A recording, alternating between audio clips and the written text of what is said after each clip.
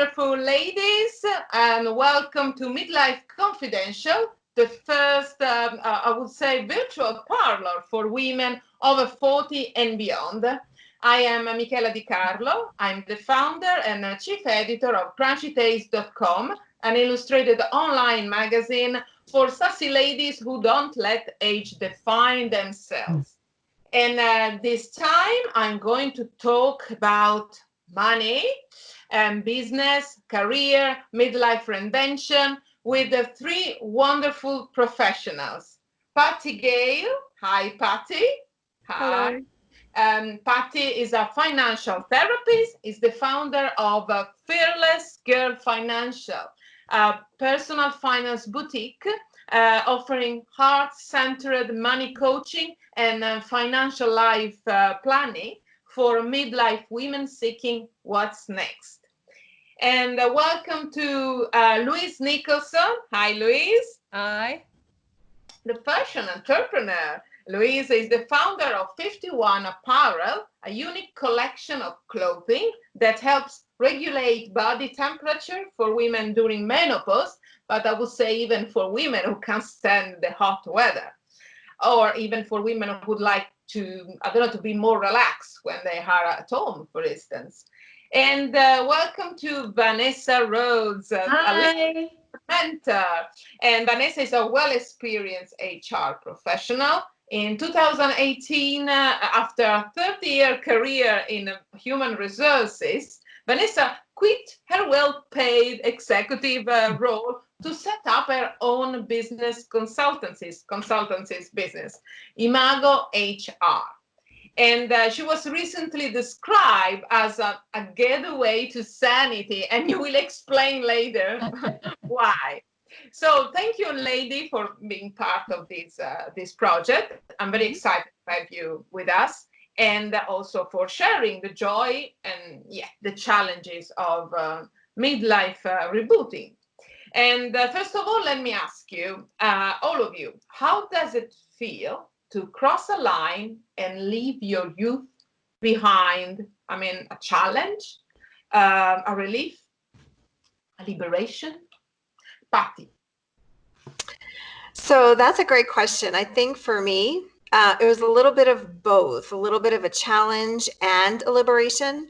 So for example, my children, if you want to call them children, are 36, 34, and 19, right? So they're adults, essentially. So they're not children any longer, but I've been raising children for 36 years.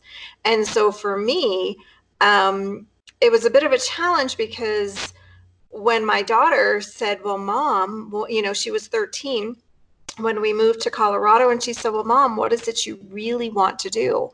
And I had no idea, because I was so entrenched in work and business and being a mom all at once. And so now here was this time where it was a challenge to figure out what I wanted to do next, but it was also liberating at the same time because it was like a blank slate. Yeah. And for you, Vanessa? Yeah, similar to Patty, really. My sons are in their 20s, so they are old enough and wise enough themselves to sort of look after themselves. So that changes the way that you think about parenting and motherhood for me. It was a big shift for me when they stopped needing so much from me, I guess. And I tried to combine that with working full time for pretty much all my career. So I felt in a rush. So some part of me didn't feel like I was doing the mothering as well as the work. So I was always trying to balance the work and the mothering challenges. And I think that relief when they could do more for themselves and I had more time meant that I could do other things as well as my work. So it was liberating in that respect. And also the rush aspect. I think when you're younger, you feel like I felt like I had to keep up with people and what they were achieving at certain points. And now I feel liberated again that I don't have that need to rush and to keep up with people. And I don't know whether that just naturally happened. It didn't feel like a shift that happened overnight, but I do feel it now. And I think in my 50s, I certainly feel that is a very much a relief, really, that I don't have to worry about that anymore. And yeah, so it has been that, both, like as Patty said, really. Yeah. It's also, liberating because I don't know about you, but you stop to care about what other people think about you, about your life. So you start to be more focused on you and your achievement, your goals. And how about you, Louise? Yeah, I mean, I thought your question was it was good for me because I'd never actually thought about it, because I think for me, I kind of drifted into it. I hadn't really noticed, I hadn't really given it too much thought. My children are younger than the other two ladies here. And I think because I've always worked full time since I finished university, and it's just been full on, a bit like a hamster on a wheel. I kind of carried on, and the faster my wheel went, the faster I kind of went as well. So at some stage I am going to fall off it, guaranteed. But I think also because I'm for my family, I'm the youngest of four siblings. And so I've always been thought to be the youngest one. So I've always thought of myself as being young. But it's only when, there's this saying that are policemen getting younger? They seem to be getting younger. And then you realise, actually, I'm getting older. But having children also, as I see them growing up, and they're both in their teens now, that I have to realise, actually, then if I see them growing older, then I must also be, getting older. So it's something that I haven't really thought too much about. And my work has always been quite constant, even with the children. And I think when I think about what I would do I've been very active sports wise as well. So there's nothing really that I think I wouldn't have, that I'm doing. I'm not doing anything terribly different, if I'm being honest. Although I probably am doing everything a lot slower, but it hasn't been a conscious thing, So, yeah, but it is interesting that you said, how did you feel? I haven't really given it too much thought because I'm sort of on this wheel and I haven't got off it. But yes, the children I don't have to sit with them and do their homework anymore. So it's how I use my time. You have more time, but you use it in a different way, I suppose. Yeah, it looks like you are embracing it in a very positive way. So it's not such a stressful time. I mean, now that you are in your prime, yeah. Yes, I like to think so. And I wonder what conflicting thoughts did you battle while approaching midlife, if there are any, if there were any. There are challenges, but I think there are also positive sides of growing older, positive things. What's your idea? What's your opinion, Patty? So I know for me, like, some of the conflicting thoughts I had was, you in my head, of course, age is just a number, right? But then you look at the calendar and you're like, oh, is there really enough time for this? Or is there enough time for that? Or what about all those things that I talked about doing, 30 years ago? And that was definitely conflicting.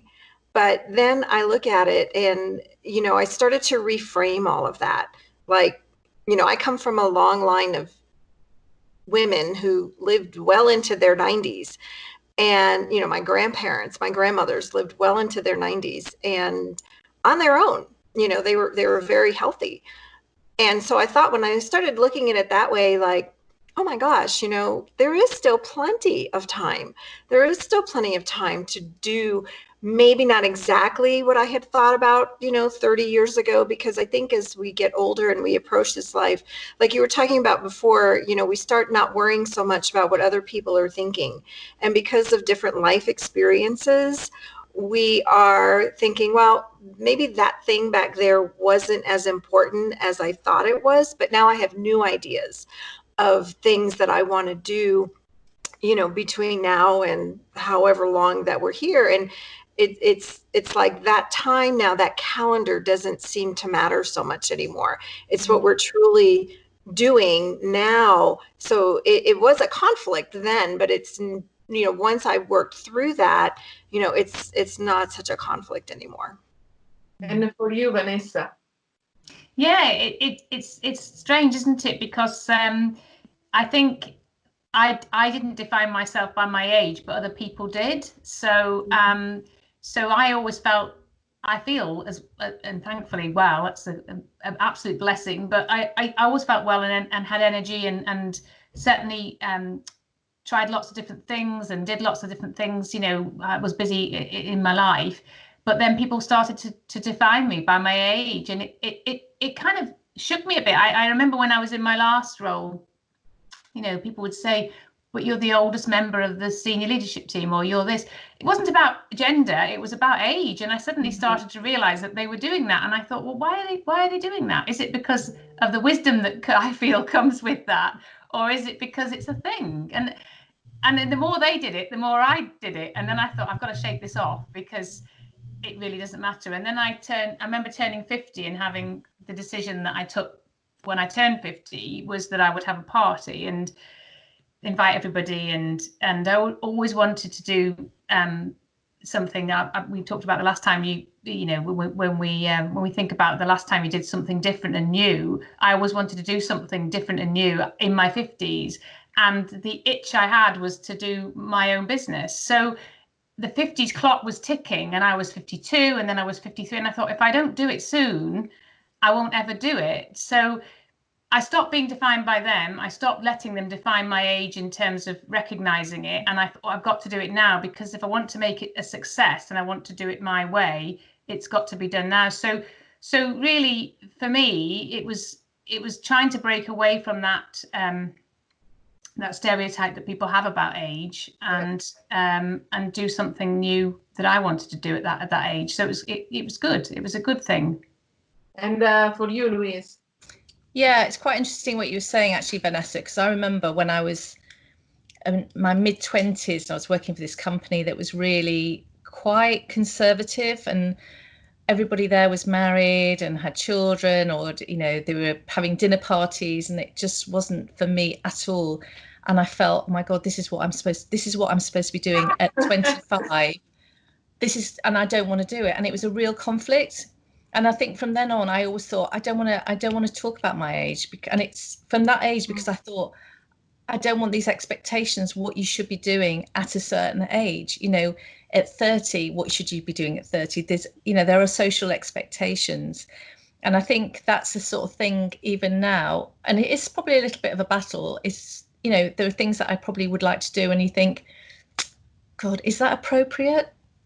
Or even something, what you're wearing, I have to sort of say to my daughter, do you think that's okay? Can I get away with that? And it's, and maybe he should, maybe it's right that I should actually check, because maybe it is, I shouldn't be doing it. But, there's that whole adage of, mutton dressed up as lamb. And, I'm always saying, is that okay? Do you think? You sure? And I think that's the battle that I think you have, is that it's whether or not there's things that you really want to do, and should you just go for it, or should you think, is it appropriate? Is that the right thing to do? So that's sort of the battle that I would say is, should you just throw caution to the wind, or should you actually stop yourself and think, oh, come on, you've had your day, this is, there's a time and a place. Well, here at CrunchyTales, we try to encourage ladies to dare, because we also do believe that playful women don't get old. So I wonder, when was the last time you did something that took you out of your comfort zone? So Vanessa, it looks like that when you decided to launch your own business, probably was something that. Yeah, it was a massive decision, and actually didn't take me that long. So it was in a way, people were surprised that I was taking myself out of my comfort zone by earning a regular salary, and obviously doing the job I'd always done and loved, and it didn't take me long to come to the decision, but it was a massive decision, and everybody kept telling me I oughtn't to do it. But what it's done, what it's taught me is that I am, well, I feel very much that I've proven now how resilient I am. Because when you're out on your own and you are determined by what you do and how you do it, and your reputation obviously is very important in the repeat business and people coming back to you, etc. And I think, you know, I am resilient, and it's that's great. And outside of my comfort zone is quite a good place to be. I enjoy it now. It's very, you know, it was very difficult at first because you're used to the infrastructure, but now I like it. I like putting myself in that position. I enjoy it. It's a great adrenaline. And recently with just learning some new skills that I've had to learn around online delivery and things like that, you know, just putting myself in that position and saying, right, I'm going to get to grips with this and I'm going to make it work. Because, you know, it's really been a great time for me in that regard. But I think we have to do it, and we should do it, because it's the only way we learn, I think. Yeah. And for you, Patty? I mean, when was the last time that you decided to do something not so, you know, easy, or when you decided to embrace something new out of your comfort zone? So, yeah, that's a great question. So most recently, I would have to say is, you know, when this whole pandemic hit, and everybody was scrambling, you know, to get information. For me, I think the biggest thing was I launched my YouTube channel. And because I knew I had to, you know, writing a blog post was great, but I knew I had to talk, you know, face to face with the women that is my audience. And that was really hard for me. I love talking to people, but, you know, it was that whole, like, you know, like kind of what we were talking about before, not worrying about what other people thought.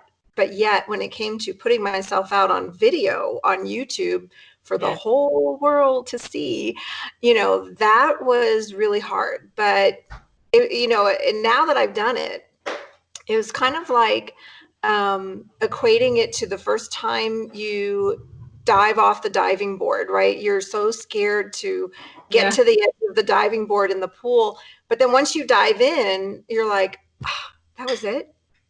You know, you are brilliant. Can you share with us the link to your YouTube chat, YouTube?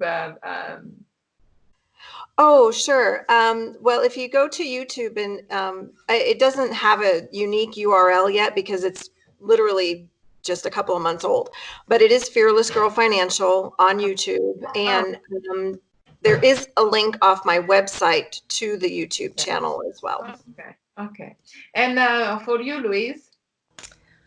Well, mine, I suppose, was most recently when I had to go on the BBC News, and I'd known about it for I'd known about it for a few months, and it's miles away, and then it was coming up, and I was thinking, oh my God, I've been so scathing of people who've been on TV, and I'm, you know, saying, oh my God, this is their first time, you know, their one and only chance on TV, and they've messed up, you know, you think, and this is my one and only chance of being on the TV, and I've really not going to mess up.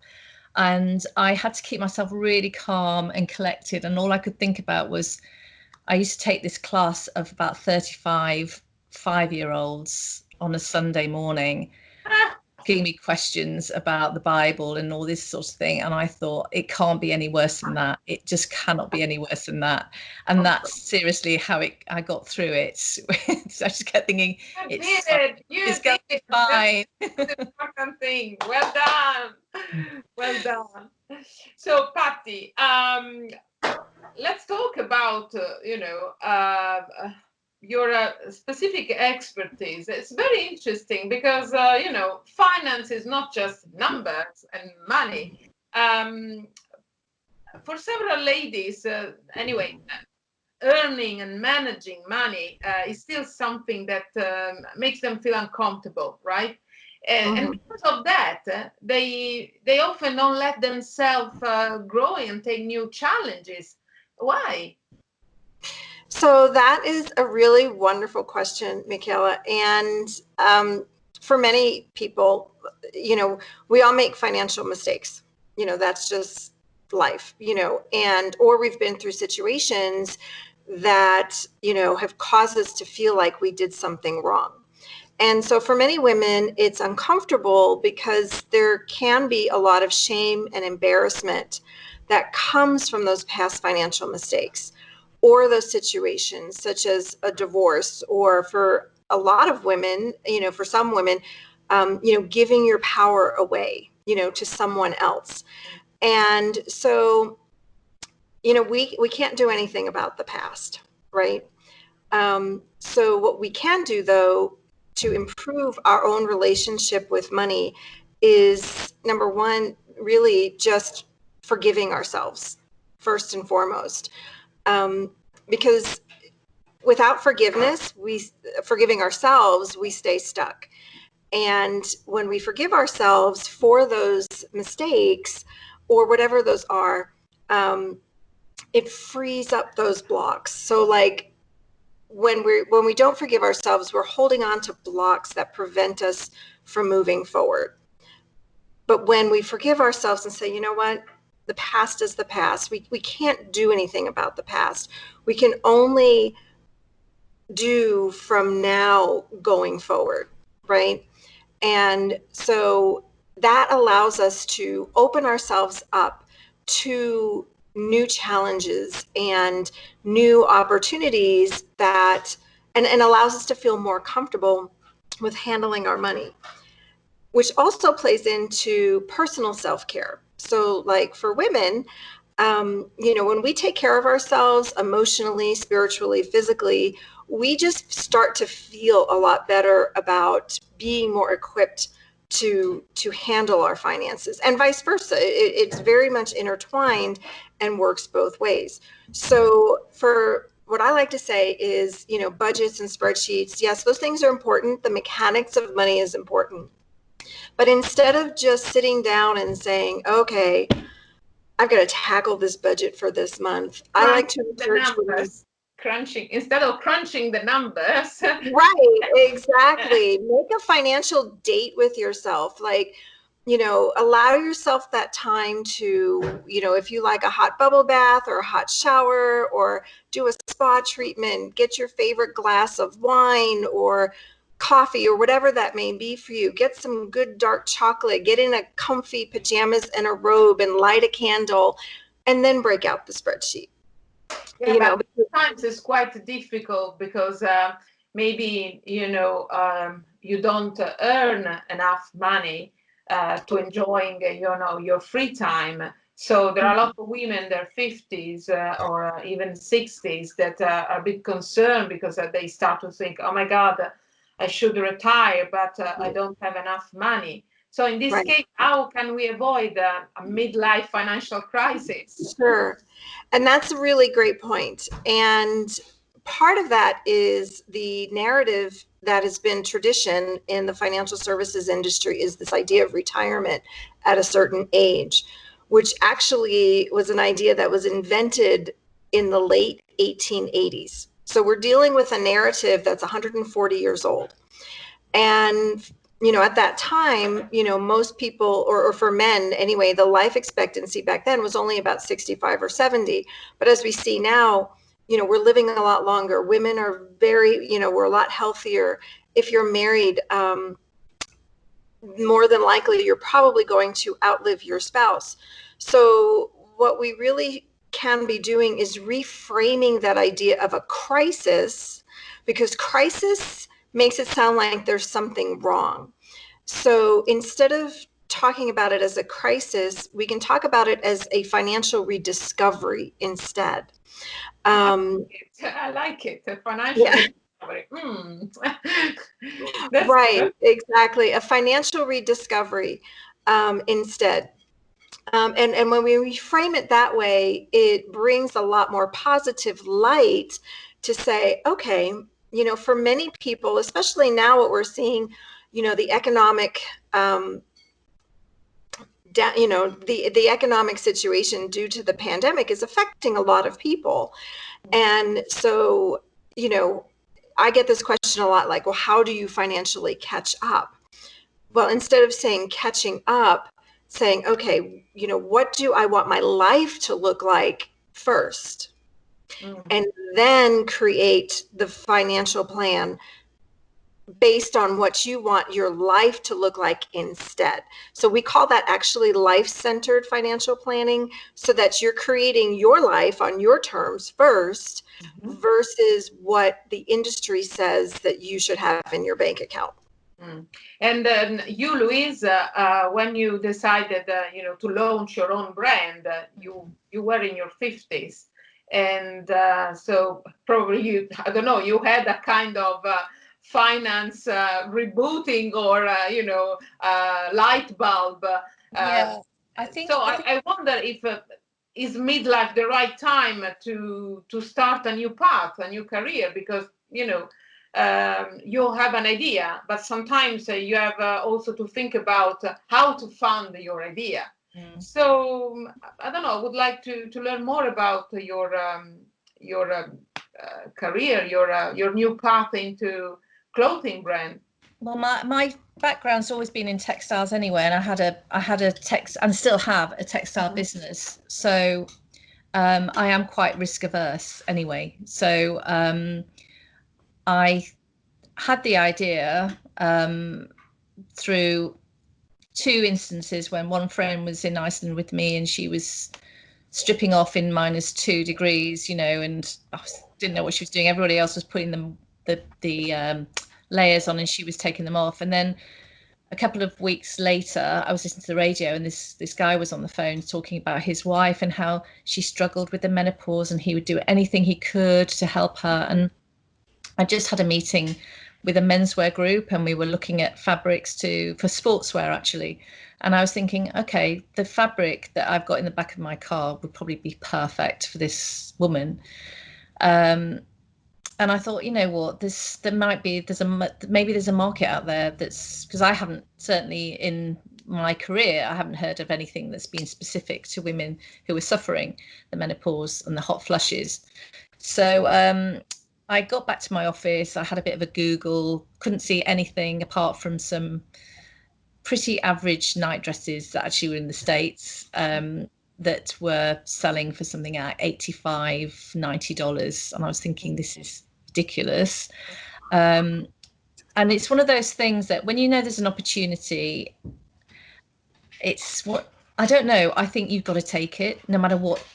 No matter what the age you are, I think you've got to go for it. And I didn't sort of say, oh yeah, I'm going to start a brand, because in a lot of, especially in my industry, it's a big ego thing. It's almost like, oh yeah, I've got a brand. Well, your brand may not be doing that much, but what are the main challenges? What are the main challenges when you start, you know, your own business in your 50s? Well, I think the main challenges are overcoming. You're going to come up against skills that you've never had to use before. Vanessa was talking about online. I mean, I'd always prided myself with not being on Facebook or doing social media. I thought that was great. But then all of a sudden, I'm sort of launching this brand. Yeah. And that's a key thing that I needed to be on, is like social media, had to be social savvy. And I literally had to fast track that super quickly, you know, and I'm still learning. And actually it's been brilliant because I've been in my industry for so long. And I actually was thinking, I need to start learning something new. I need to and it's almost like I've been retrained in a new skill. I'm not brilliant, but I'm learning. And I think that's the thing. It's great to start learning something new. And I think when you talk about people in their 40s and their 50s, and some of them thinking, oh, what am I going to do when I finish work? I'm sort of thinking, I still want to learn, you know, I still have the capacity to learn, you know, and that's what's been really good. And how about that particular technology you were talking about? You were telling me about a volcanic technology. Quite interesting. You know, the particular fabric that you chose for your garments. Can you tell me more? Yeah. It's actually not necessarily fabric. It's more a technology that we're using. It's called phase change materials, and it was developed with NASA. For astronauts. So it was to keep their body regulated when they're in space. Okay. So there are a number of technologies that do this something similar, but I felt that this was probably the best out there. And because it was a new market, you had to have a strong message. I wanted to make sure that when you launch something, you got to have something to back it up, to back up what you're saying. And I had experience of this technology before. It's used for Formula One drivers. They use it underneath their uniform, whatever, when they go out. And it's also used, the same technology is actually used in plant care. So if you've got plants in a greenhouse, people will use this technology to keep the plants at a regular temperature. So it's quite interesting. For me, there is an element of it's a hard sell, because when you're hot, you know you're hot. When you're cold, you know you're cold. But when you're actually comfortable in your clothing, you actually don't think about it. So let's say that menopause sometimes has also a positive side. In your case, help you to think about what. But it's also thinking about the whole fashion industry is totally saturated anyway, and it's finding a gap in that market, and it's just that gap has just not been touched, and it's a difficult one because it is very specific. So you could say you're narrowing it down too much, but I'm all for kind of, it's like organic growth. So I started very slowly. I wanted to make sure that we had a product that worked, that people appreciated it. It's really important that the garments are well made, that the cost meets the requirement of the lady that's buying it. It's not just expensive, high-end stuff, because 9 times out of 10, the woman who is really suffering doesn't have deep pockets, so you have to, it's been a real balance, because we're giving a really good technology, a very expensive technology, at what I would call a very mid-market price. But I think it's really important that we give her something to that woman, because she needs help, so that was my thinking. And Vanessa, so as you can see, there are some women who are able to reboot, their career quite well. But there are also other women in midlife that, probably feel stuck in the middle of their path. So, sometimes they don't know how to improve their life. They would like to change a career, or even going back to university. And according to your experience, do you think that, I don't know, do we need a mentor? What are the main benefits of finding a mentor in midlife? Because it might sound a bit, awkward. A mentor in my 50s? Oh my God. But there are some benefits. Oh, for sure. I think, so for me, the midlife is the time when you really need somebody to help you to reposition, because I think I was talking earlier about the rush of youth and the sort of, you kind of feel, probably in a self-determined way that you're moving forwards, but I think you can get stuck in your 50s and not feel like you're moving forwards, and your career may have taken a certain path and then you feel stuck in that path as well. And also you may be in a relationship that may be stuck. You met lots of different aspects of your life might be stalling a little bit. So I think there's no better time to seek out somebody to support you with that. And I think when we define the word mentor, we're not really thinking about a coach, because for me, a coach, because there are a lot of people who offer that sort of support to people, but it's more about target setting and sort of coaching you through a process, and then kind of time framed conversations. And I think a mentor becomes more of somebody who you would go to for a longer term prospect, who you develop a relationship with. And if you have that person that you can go to and they listen to you, and I think for me, one of the biggest things I've learned over my life is that, anybody who listens, it's an act of kindness. It really is. It's somebody who listens to you and helps you to reposition and takes that time without an agenda that, and often in industries or in work necessarily, you've got to seek that person out, because they won't necessarily be your manager or maybe a colleague. They might be somebody from a completely different area, but they can offer you a brand new perspective. And I think, the more people that mentor others, you get a lot out of it as a mentor as well, because it is a very much a fulfilling role where you see somebody develop and blossom. And in our midlife, there's no better time to do that and to find that new way to sort of think and develop yourself. And I think you do need somebody to help you to clarify, because whilst you're experiencing midlife, and as Louise has said about the sort of more physical symptoms, there's also the mental health symptoms of midlife, where the confusion and the sort of all the different symptoms. I mean, I know that we're well documented, and I think I've had pretty much all of them. But at any point when you are experiencing those symptoms, you can feel that level of sort of uncertainty and confusion and anxiety that somebody else listening to you and helping you to reposition is very powerful. Also, sometimes it's difficult to stick to your plans. Maybe you got a great idea, and then you don't know how to develop that idea. And so maybe you change your mind, and maybe you have, I don't know, you don't have the right motivation. So for all sorts of reasons, probably we need a mentor, but a professional, not just yeah.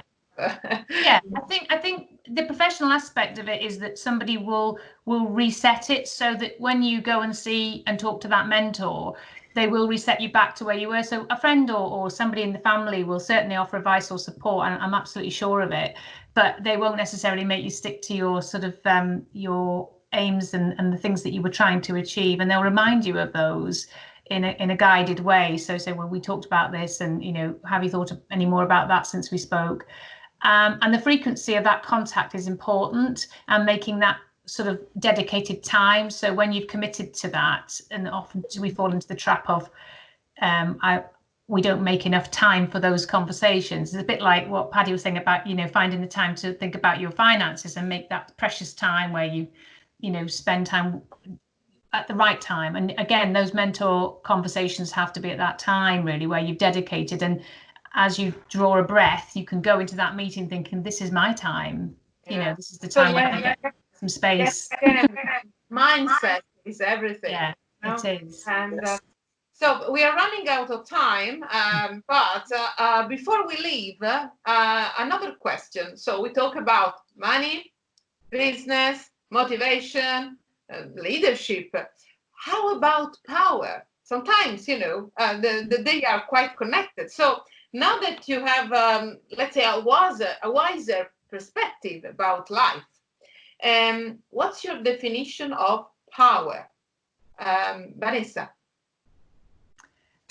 Well, so my power, I think, I think what I try to project is the fact that it's a balance of energies in me that I will, and I don't think it comes, hopefully what I learned over time is it doesn't come from an ego place. So it's not because I want to be better than somebody else. It's just that the ability to influence and maybe take stock in meetings or certain conversations you're having with people and be able to reflect. So it's more of a sort of place of power where you are you're not positional anymore. I'm not positional in that power at all. I don't feel like I have any of that relationship anymore. I feel like it comes from a very resilient place with me, and it's very important that that you don't abuse the power either. If you're given something that puts you in a position of power, you shouldn't abuse that. Absolutely.